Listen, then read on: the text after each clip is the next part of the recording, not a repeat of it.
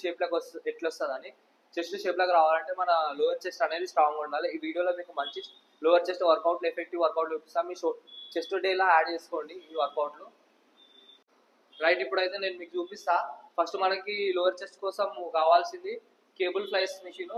పైకి ఉండాలి, మనకంటే హైట్లు ఉండాలి. సో ఒక లెగ్ ఫ్రంట్ ఉండాలి.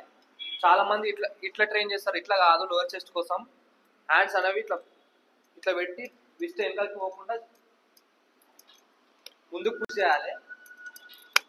ఫస్ట్ వేరియేషన్ అయిపోయింది. సెకండ్ వేరియేషన్ అయితే చూద్దాము. దీనికి కావాల్సింది light weight dumbbells, heavy weight కాకుండా.